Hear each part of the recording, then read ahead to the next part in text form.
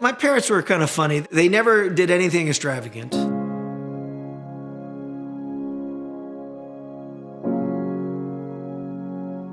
We didn't have boats. We didn't have race cars or sports cars. Everything was kept to what you need.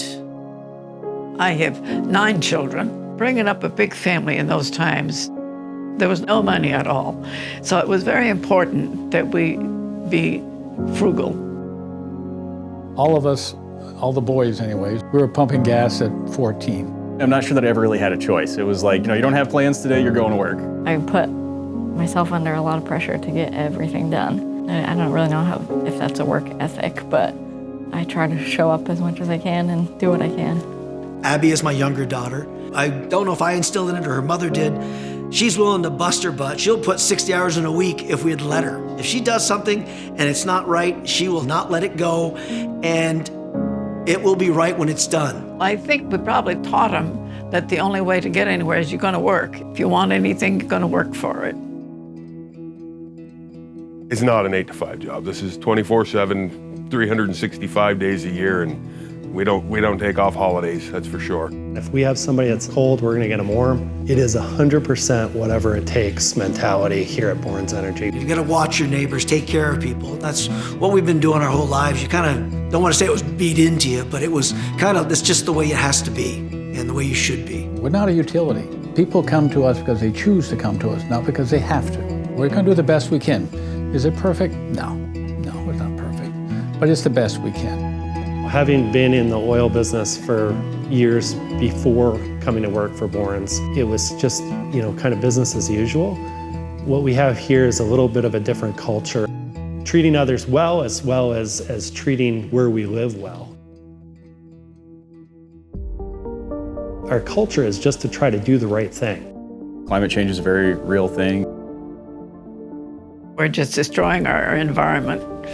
And, we've got to stop. We've got to pull back and think twice about what you're doing.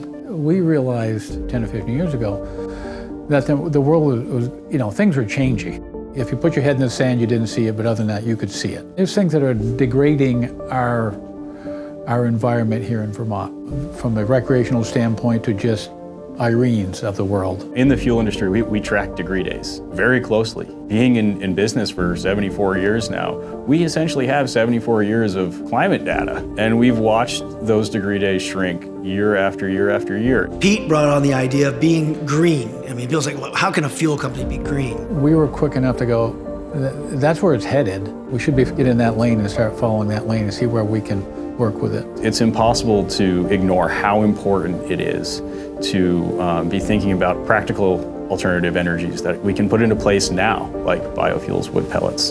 We're always just looking for the next thing we can implement that and say, okay, this makes us an even greener company, because that's what our goal is. We are the only petroleum energy company that also delivers wood pellets. Rather than seeing the need to get off of fossil fuels as a threat to their business, Bourne's is seeing it as an opportunity in expanding the array of services that they're providing. We were brought up, you don't waste. The old country song of being country before country was cool. I mean, I'm the guy that shuts the lights off when we leave the room. Well, we were green before green was cool.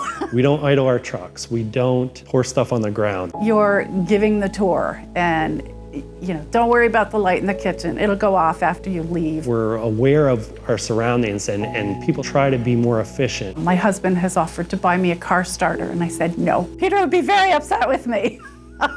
And that their business decisions aren't just about the bottom line and profit, it's about how can they sustain and be part of the fabric of that community. There is no silver bullet. So it can't be just electricity, and it can't be just biofuels, and it can't be just wood pellets.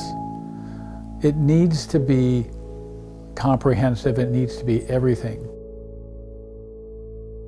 Everybody that works for Bourne's is really trying to do a good job, and that clearly is an extension of the family that owns and runs the business. That isn't an accident. There's 100+ of us, but we're still one family, even though we're spread out all over Vermont. We really do whatever we can to empower our employees to serve our customer base the best they can. That I try to be the most positive person I can be, no matter if you're having a bad day, worst day, I try to keep positive. In the winter, if we can do anything to even do a temp tank set just to get them up and running, I'm all about it, just to get them heat. We are fair to the customer, honest to the customer, and we try to give the customer what they deserve. I've known those guys ever since I was this tall, and they run a good business. Taking care of the customer, taking care of the community, trying to be known more than just the fuel company. My name is Dale Johnson. I am James McGee. My name is Annette Small. I'm Jim Crow. Abby Bourne. Mike Bourne. Peter Bourne. I'm Levi Bourne, and I'm proud to be fueling the future at Bourne's Energy.